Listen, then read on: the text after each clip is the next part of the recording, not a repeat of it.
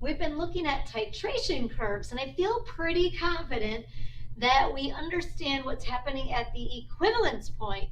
So when you first start titrating with pH, you would have a situation like this where maybe I have a flask, nice little flask, and in my flask is 60 milliliters. That's a weird milliliter. That's supposed to be 60 milliliters of 0.1 molar HCl.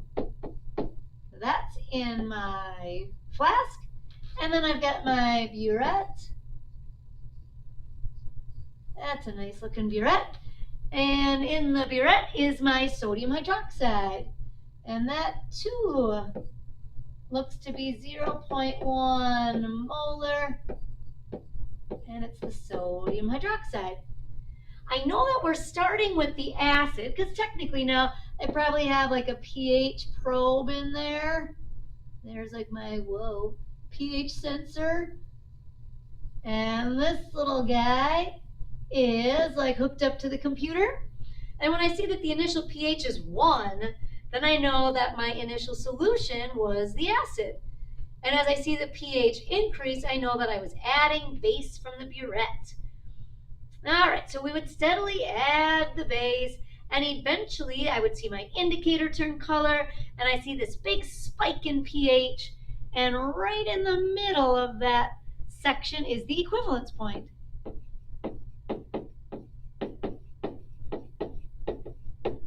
And I know the equivalence point is when my moles of acid and base reach the stoichiometric ratio. Well, I'm pretty comfortable with this HCl sodium hydroxide reaction to know like it's a 1-to-1 ratio, right? And then this totally makes sense that if I take my equivalence point and follow it across, I'm getting a pH of about 7, which that would work because if I had equal moles of hydrogen and equal moles of hydroxide, the pH should be 7. And then if I follow it down, I get the volume of sodium hydroxide added at the equivalence point. This makes sense because it's 60 milliliters of base, and I had 60 milliliters of acid, and they're both the same concentration. So if I have equal volumes of equal molar solutions, we got equal moles. That's the equivalence point. But now we want to know what's happening at other sections of this titration curve, not just the equivalence point. And so we're going to look at it from a particle model and try to figure out what's happening at section A, B, C, and D. You know, what if I'm not yet to the equivalence point? What if I'm beyond the equivalence point? On a particle level, what's happening? And so the AP exam is obsessed with all these particle models. It's just really good chemistry to understand what's happening. I mean, sometimes we can plug everything in our calculators, but it doesn't always mean that we understand what the particles are doing. And so we have diagrams that represent a small portion of the solution at each point in the graph, A, B, C, and D. Water molecules are not shown. And so we're going to try to figure out which model would best represent the particles at those points of the titration curve. So maybe we should start by figuring out what's in the solution at each of these 4 points. So we have a key, and if I kind of count, this first one is 1, 2, 3, 4, 5, 6 sodium, and 1, 2, 3, 4, 5, 6 chlorine. All right. Then I've got 1, 2, 3, 4, 5, 6, 7, 8 sodium. 1, 2, 3, 4, 5, 6 chlorine, and 2 hydroxide. Okay. Then, hey, this is easy, right? I'm just counting dots. 1, 2, 3 sodium. 1, 2, 3, 4, 5, 6 chlorine, and 1, 2, 3 hydrogen. All right, I like that. And the last one looks to be no sodium. Interesting. Just 1, 2, 3, 4, 5, 6 hydrogen and 6 chlorine. All right, let's see if we can do this now. Okay, so if I'm trying to find point A is like the initial pH of the initial solution. So I would have started with just that HCl solution. It's a strong acid, which means that it totally ionizes to form hydrogen and chlorine ions. So would it make sense that maybe this last one is A? Where all I have are the hydrogen and chlorine, just the strong acid fully ionized.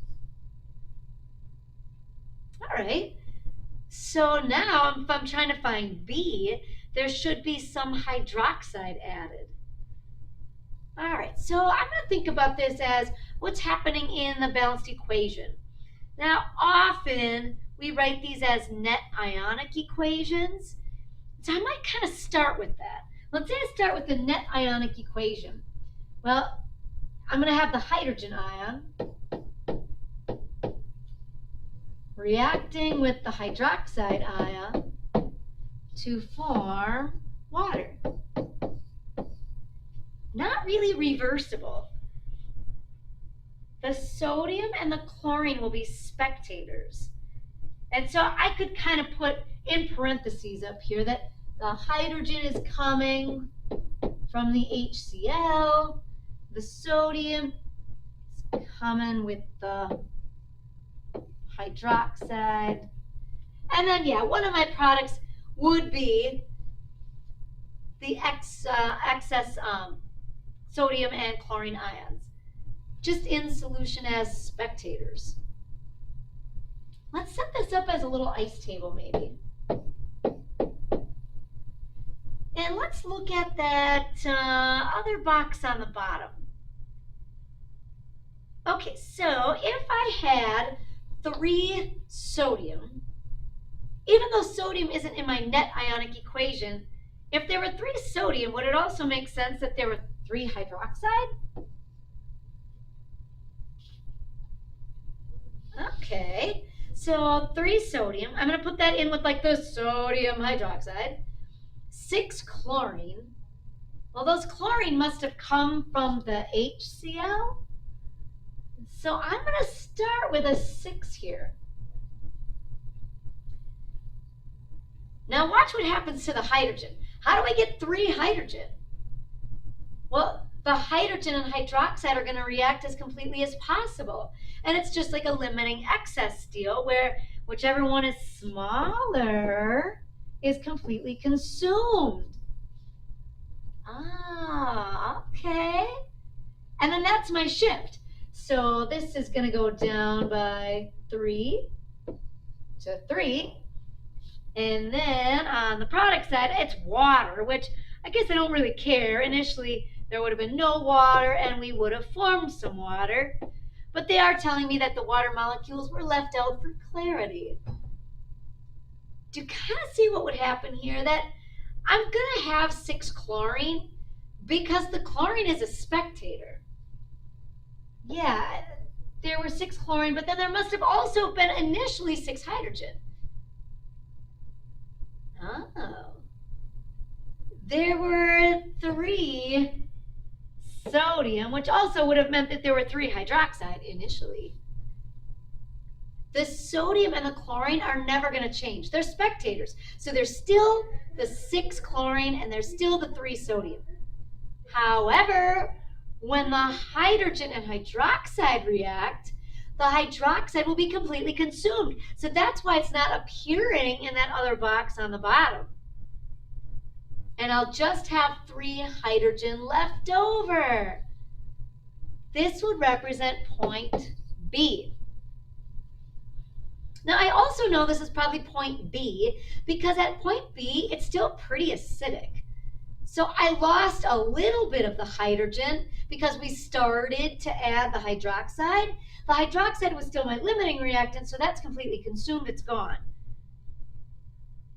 Oh, but there will still be some hydrogen left over, which it's still making my solution pretty acidic at point B.